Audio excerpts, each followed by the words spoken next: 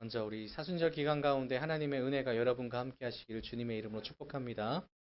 또한 시간 가운데 하나님께서 부르시는 음성들을 들으시는 소중한 시간 되시길 소망합니다. 아, 지금 우리가 살아가고 있는 이 땅은 뭐 많은 발전이 있었죠. 제가 어렸을 때까지만 하더라도 제가 어렸을 때는 뭐 치킨 한 마리 사 먹는 게 굉장히 어려웠던 걸로 기억을 합니다. 연세가 지긋하신 어른들께서 이야기하실 때에 자주 하셨던 이야기가 보릿고개였는데, 사실 지금 이제 어르신들이 되신 분들은 보릿고개 얘기도 거의 하지 않죠. 그만큼 이 땅에 있는 전체적인 경제가 발전했고 많은 사람들이 풍요 가운데 있다라는 것은 부인할 수 없는 사실입니다. 사람들의 사는 수준도 높아졌고, 길거리를 보면은 음식점도 상당히 많지만 그와 비례해서 음식물 쓰레기통도 굉장히 많아졌다는 것을 알 수 있습니다. 옛날에는 못 먹어서 힘들어했다면 지금은 많이 먹는 방송까지 나올 정도로 풍성합니다.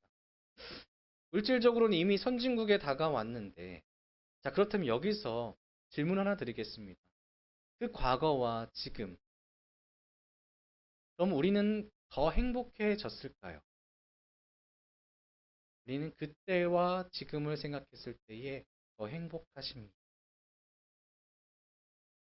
그렇다면 또 하나의 질문은, 많은 성도들이 그때와 지금을 비교했을 때에 더욱더 하나님께 감사하며 겸손하게 신앙의 삶을 살아가는 그런 아름다운 교인의 모습으로, 교회의 모습으로 우리가 나아가고 있습니까? 라고 물어본다면 사실상 그 답은 긍정적이지는 않은 것 같습니다. 조금 더 강팍해졌고, 조금 더 어려워졌고, 조금 더 메말라졌다라고 하는 것이 지금 우리 성도들의 삶이라고 이야기할 수가 있죠. 겉으로는 무척이나 아름다운 이 세상이, 우리는 사실 광야라는 것을 인정해야 된다는 것입니다. 아무리 화려해졌다고 한들, 아무리 경제적으로 좋아졌다고 한들, 우리는 여전히 광야에서 살아가고 있는 하나님의 백성이라는 것을 우리는 먼저 깨달아야 된다는 것이죠. 그럼 광야는 어떠한 땅일까요? 우리가 성도로서 살아가고 있는 광야. 단어를 보면 헬라어로 에레모스라고 하는데, 고독한, 황량한, 외로운 등등의 의미를 가집니다. 우리가 사진 두 장을 보려고 합니다. 사진이 있는데 어떠한 모습입니까? 되게 메말라 보이죠? 건건해 보입니다. 물기라고는 좀 찾아보기 힘들고 언덕들이, 모래 언덕들이 가득하죠. 두 번째 사진을 보시면 어떨까요? 이것도 광야의 사진이라고 하는데, 이스라엘 광야라고 합니다. 어떠한 느낌이 드세요? 생물이 살아가기 무척이나 힘들어 보이죠. 뭔가 생물체가 보이기는커녕 아무것도 없는 것처럼 보이는 것이 광야입니다. 그렇습니다. 광야는 어떤 곳이냐면 마실 물이 부족한 곳입니다. 물이 없습니다. 우리가 출애굽기를 한번 보실 텐데, 출애굽기 15장 22절에는 다음과 같이 말씀합니다. 모세가 홍해에서 이스라엘을 인도하며 그들이 나와서 스르 광야로 들어가서 거기서 사흘 길을 걸었으나 물을 얻지 못하고, 사흘 동안 열심히 갔습니다. 광야를 갔는데 이 광야에서는 물을 얻지 못한다라고 이야기하죠. 또 출애굽기 17장 1절에는 이스라엘 자손의 온 회중이 여호와의 명령대로 신 광야에서 떠나 그 노정대로 행하여 느비딤에 장막을 쳤으나 백성이 마실 물이 없는지라. 이 광야라는 땅은 사실상 물을 얻기가 굉장히 힘든 곳입니다. 그리고 광야라는 곳은 어떤 곳이냐면 먹을 것 또한 부족할 수밖에 없습니다. 출애굽기 16장 3절을 보시면 이스라엘 자손이 그들에게 이르되 우리가 애굽 땅에서 고기 가마 곁에 앉아 있던 때와 떡을 배불리 먹던 때에 여호와의 손에 죽었더라면 좋았을 것을. 너희가 이 광야로 우리를 인도해 내어 이 온 회정이 줄여 죽게 하는도다. 광야에 있던 이스라엘 백성들은 먹을 게 없었습니다. 당연한 이야기 같죠. 왜냐하면 물이 없으니까 생명체가 있을 수가 없습니다. 그리고 이 광야에는 사람이 없습니다. 욥기 38장 26절에는 누가 사람 없는 땅에 사람 없는 광야에 비를 내리라고 이야기합니다. 그러니까 광야에는 당연히 물이 없으니 생명체가 존재하기 어렵고 생명체가 없으니 먹을 것이 없으니 사람 또한 그곳에서 살아가기 힘든 곳입니다. 그래서 아까 말씀드린 것처럼 고독하고 황량하고 외로운 곳이 광야인데 그래서 광야를 결핍의 장소라고 이야기하죠. 사진을 보았던 것처럼 보기만 해도 갑갑한 곳이 광야입니다. 그런데 그곳에 지금 우리가 서 있다라는 겁니다. 그 광야에 우리가 서 있습니다. 본문은 우리를 이렇게 표현했습니다. 외치는 자의 소리여. 이 사람이 어디에 있냐면 너희는 광야에 서 있다. 우리가 이 이미지와 같이 아주 건건한 광야의 땅에 서 있는 겁니다. 이 그림의 이미지가 어떤가요? 황량하기도 하지만 무척이나 고독스럽습니다. 그런데 우리가 어떤 사람이냐면 외치는 자라는 겁니다. 광야에 서 있는데 우리는 외치는 자입니다. 이 광야 가운데 열심히 외치는 자라는 거죠. 예수님께서 다시금 부활하시고 하늘로 올라가신 이후에 우리는 계속해서 광야에 살고 있습니다. 늘 꾸준히 여태까지 살아가고 있었습니다. 영적으로 살아가기 힘든 곳, 영적인 공급이 무척이나 힘든 장소에 우리가 존재하고 있다는 것이죠. 예수님께서 어디에서 40일 금식을 하셨을까요? 광야에서 하셨죠. 예수님께서 광야에서 40일간 금식을 하십니다. 그런데 그때에 도와줄 사람을 만났다라고 기록이 되어 있을까요? 아닙니다. 광야에 왜 가셨을까요? 금식하기 아주 좋은 곳이기 때문입니다. 마실 것도 먹을 것도 없는 장소이기 때문이죠. 그런데 무엇이 나타나냐면 마귀가 나타납니다. 그곳에서 만날 수 있는 가장 빈번하게 만날 수 있는 것이 무엇이냐면 사단이라는 것입니다. 마귀는 들끓고 유혹하고 시험하는 곳이 바로 광야. 외치는 자인 우리가 서 있는 곳. 우리는 이것을 자꾸만 잊는다는 것이죠. 우리는 광야에 서 있는데 잊어버립니다. 마치 풍요로운 안식처에 살아가는 것만. 마음을 턱하니 놓고 있다는 것. 다시 말씀드리지만 이 광야에서 가장 빈번하게 만나는 것은 지나가는 토끼도 아니고 사슴도 아니고 사람도 아니고 마귀들이 가장 빈번하게 활동하는 그 자리에 우리가 서 있다는 것이죠. 그곳이 힘들겠습니까? 아니면 괜찮겠습니까? 평안하겠습니까? 좋겠습니까? 당연히 힘든 곳이라는 겁니다. 그 힘든 곳에서 하나님께서는 우리에게 무언가를 하라고 명령을 하시는데 사실 투정 부릴만 하죠. 그냥 서 있는 것만으로 힘들어 보이죠. 그런데 그곳에서 우리가 정말 이렇게 힘들게 서 있는데 하나님께서 명령을 하시는 겁니다. 뭐라고 명령하시냐면 끊임없이 외치라고 명령을 하십니다. 사실 우리는 투정할 수도 있습니다. 하나님 저 힘들어요. 지금 숨도 쉬기 힘들어요. 목이 칼칼하고요. 외치기에는 너무나 불편한 곳. 누가 지금 여기서 외친다고 들을까요? 라고 할 수밖에 없는 그 장소에 하나님께서는 우리에게 뭐라고 부르신다고요? 외치라. 우리는 광야에서 끊임없이 외쳐야 되는데 무엇을 외쳐야 될까요? 마태복음 3장 2절에서는 세례 요한이 외칩니다. 회개하라 천국이 가까이 왔느니라 하였으니 예수님도 외칩니다. 회개하라 천국이 가까이 왔느니라 하였으니 우리는 주의 복음을 들고 이 땅 가운데 주의 복음을 선포해야 된다는 겁니다. 우리가 외치는 것은 하나님의 복음 받은 자로서 주의 복음을 선포해야 된다는 것입니다. 우리는 이 광야가 끝이 아님을 분명하게 알고 있지 않습니까? 광야가 끝이라면은 우리에게는 희망이 없겠죠.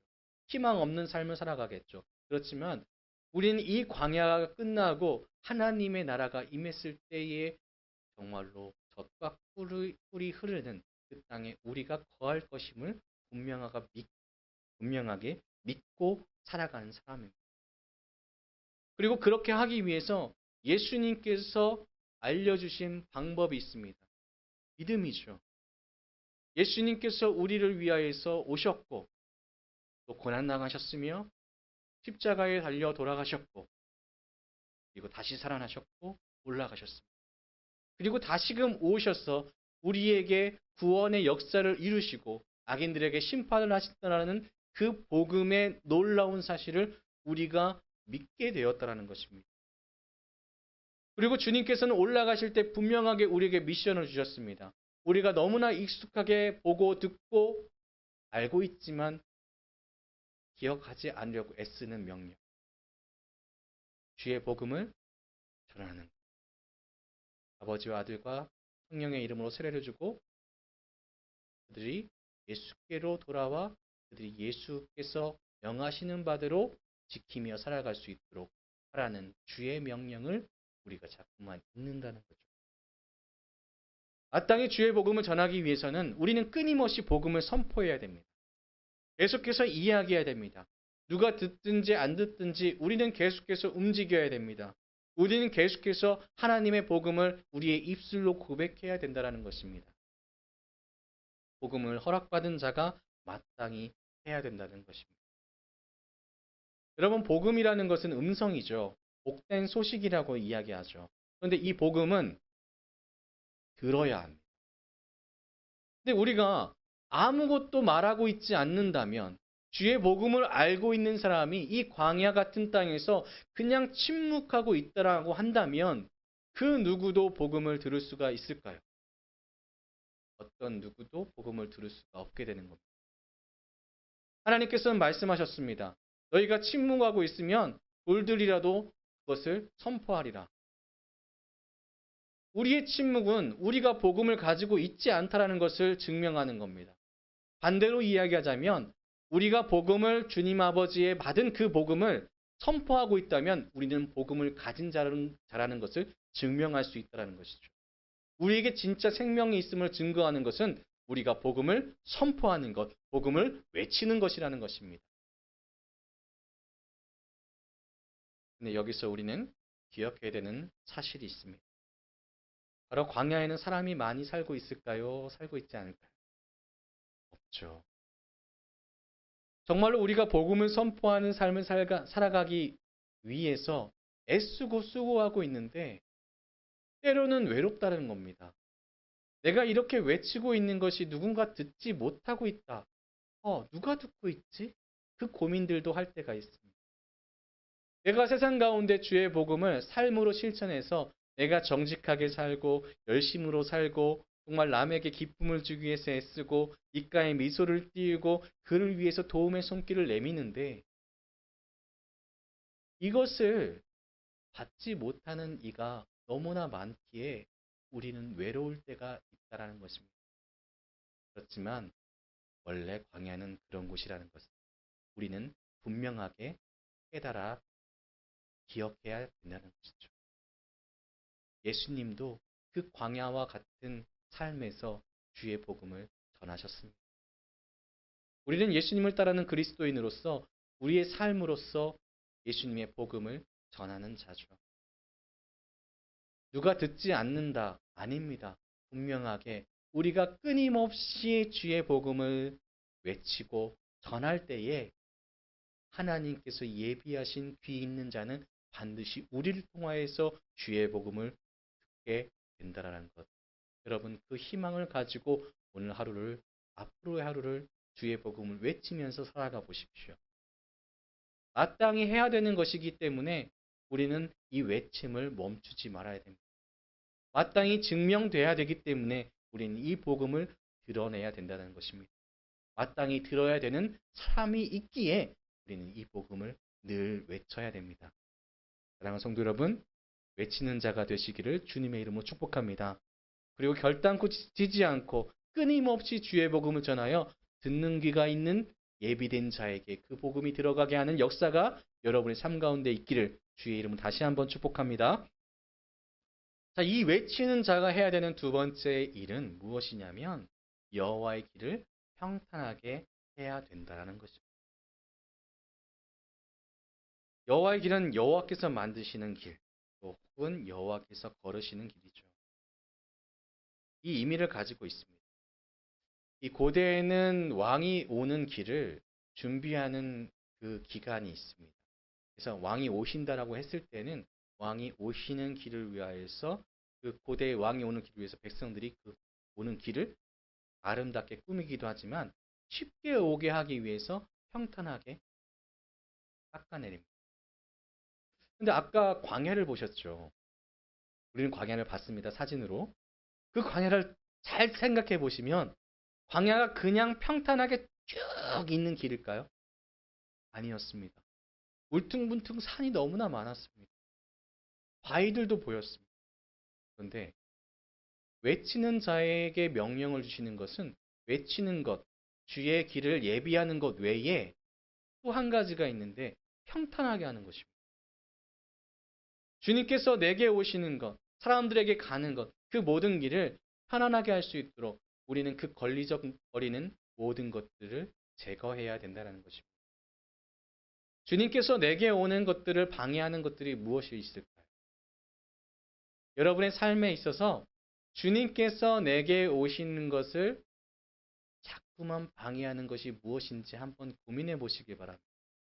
제가 3초 정도 조용히 침묵으로 한번 생각할 시간을 드릴게요.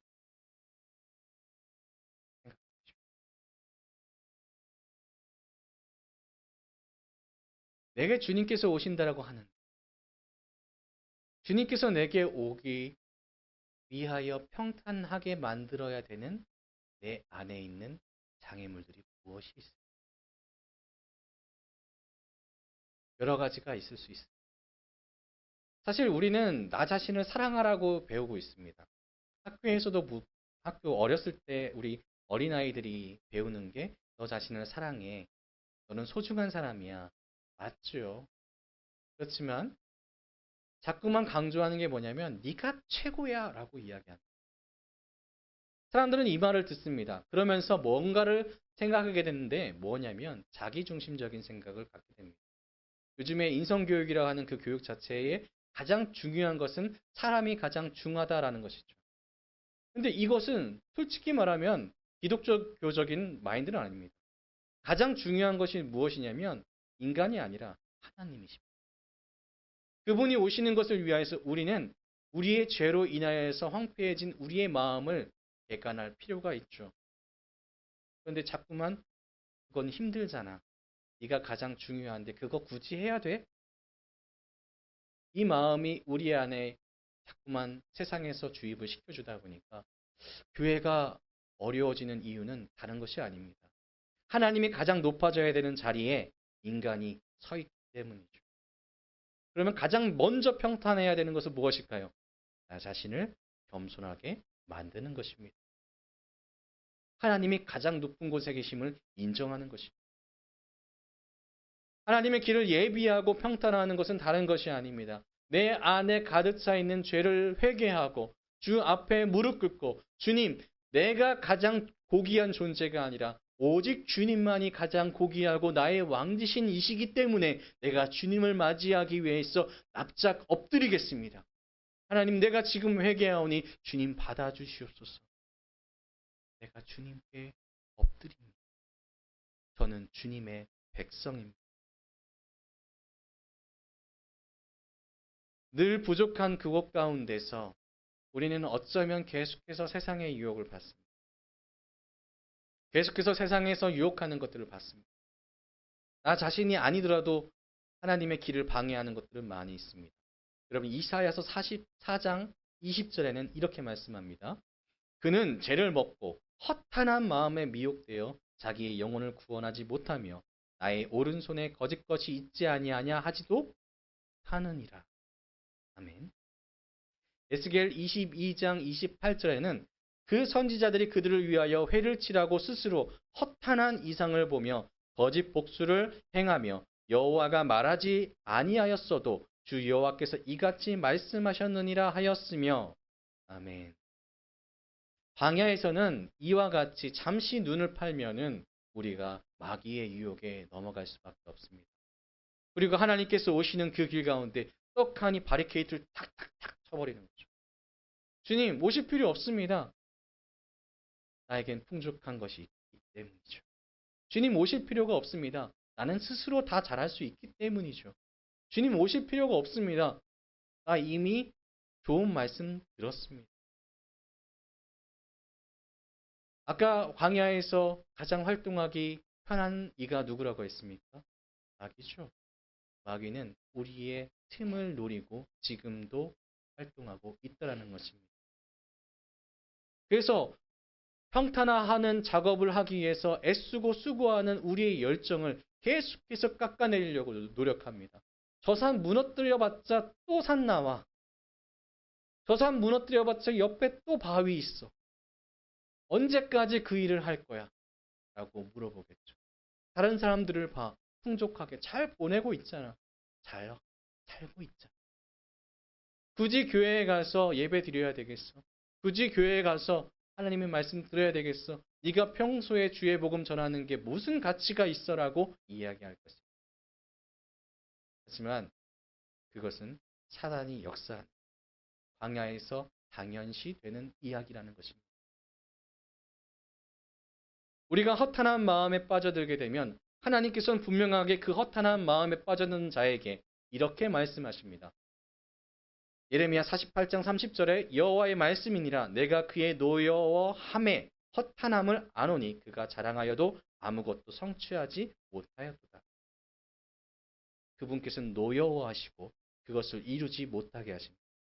에스겔서 12장 24절에 이스라엘 족속 중에 허탄한 묵시나 압첨하는 복술이 다시 잊지 못하리라 하라. 하나님께서는 그것을 폐하실 것입니다. 그때에 아첨하는 것이나 허탄한 묵시들은 모두 깨어질 것입니다. 우리는 허탄한 것을 바라보는 사람이 아니라 진리를 바라보는 사람입니다. 허탄한 것을 쫓으면 허탄한 결과를 얻게 되지만 우리는 광야에서 참된 진리, 복음을 들고 그것을 외치는 자, 그리고 복음의 결과대로 구원함을 얻을 그런 분들이시라는 거죠. 이 광야에서 보면 하나의 현상을 사람들이 쫓아가는 경우가 있습니다. 우리가 마음을 굳게 하지 못하고요. 우리가 해롱해롱 마음을 갑자기 놓아버리면 어떤 것을 보게 되냐면 신기루를 보게 됩니다. 근데 신기루가 어떤 것이죠? 환상이죠. 막 그래 이렇습니다. 목이 말라요. 목이 마른데 이 목이 마르는 상황 가운데 자기의 마음을 경계하지 않으면 어느 순간에 저쪽 앞에 오아시스가 있는 것 같습니다. 그래서 그것을 향해서 오아시스가 있어. 나는 저곳을 향해서 달려갈 거야 하면서 죽어라 달려갑니다. 내 삶의 모든 힘을 다해서 열심히 달려갑니다. 그런데 그 결과가 어떻습니까? 그곳에 오아시스가 있습니까? 없습니다. 모래만 있습니다. 허탄한 것은 이 신기루와 같습니다. 그러니 깨어 있어야 되겠죠. 내 삶의 모든 힘은 참된 생명이신 하나님을 택했을 때에 얻을 수 있다는 것입니다. 여러분, 이스라엘 백성들이 광야 가운데 나왔습니다. 이스라엘 백성들이 광야 가운데 있었을 때에 아까 말씀들을 봤을 때에 그들이 목마르다라고 이야기했을 때 그 다음에 말씀이 무엇인지 아십니까? 바위에서 물을 내어 그들을 마시게 하셨습니다. 생명은 다른 곳에서 나오는 것이 아닙니다. 환상 속에서 나오는 것이 아니라 하나님에게로부터 나오는 것임을 믿으시길 바랍니다. 그들이 줄였습니다. 정말로 배가 고팠습니다. 그때에 누가 그들에게 새로운 것을 창조하여 주셨습니까? 하나님이시죠. 이 세상에 없는 음식인 만나를 허락하셨습니다. 하나님은요, 그의 백성을 그냥 두시지 않는 분이십니다. 아무리 먹을 것이 없고 마실 것이 없는 광야라 할지언정 하나님이 계시다면, 그 하나님을 의지한다면 그 하나님은 그 광야에서도 마실 것과 먹을 것을 허락하시는 분이시라는 것. 우리는 그것을 잊으면 안 된다는 것입니다. 근데 쉽지 않죠. 여러분, 쉽지 않습니다. 우리는 쉽지 않음 또한 인정해야 될 줄로 믿습니다. 하나님 아십니다. 여러분이 이 광야라는 곳에서 살아가는 것 절대로 쉽지 않다는 것 하나님께서 아시고 계신다는 것. 그래서 이 외침에는요, 복음을 외치는 것도 있지만 또 하나의 의미가 있습니다. 그것은 하나님을 찾는 것입니다. 성도에게는 외칠 수 있는 권리가 있습니다. 명령은 복음을 전하는 거지만 권리는 하나님께 외칠 수 있습니다. 하나님, 나 힘듭니다. 하나님, 나를 도우소서. 하나님, 내가 여기 있습니다. 하나님이 서라고 하신 곳에 서서 주의 복음을 전하고 있습니다. 그러나 내가 줄이고 목마르고 힘듭니다. 지칩니다. 이렇게 외칠 수 있는 권리가 여러분에게 있습니다.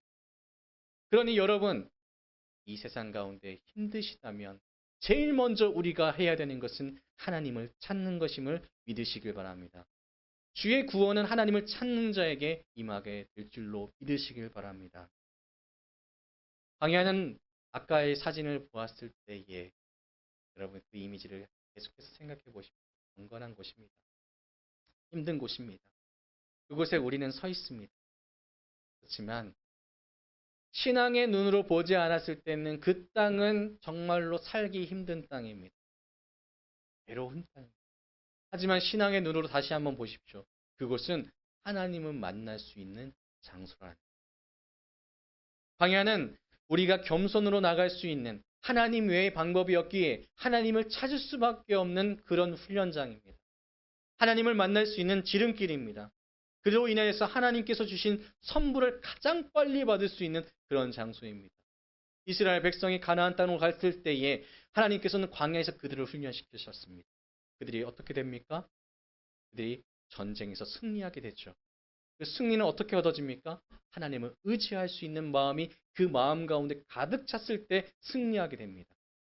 여러분에게 그 마음을 하나님께서 허락하시기 위하여 지금 훈련 중에 계신 것입니다. 사랑하는 성도 여러분, 이 광야의 생활 여러분 어떠실지 모르겠습니다.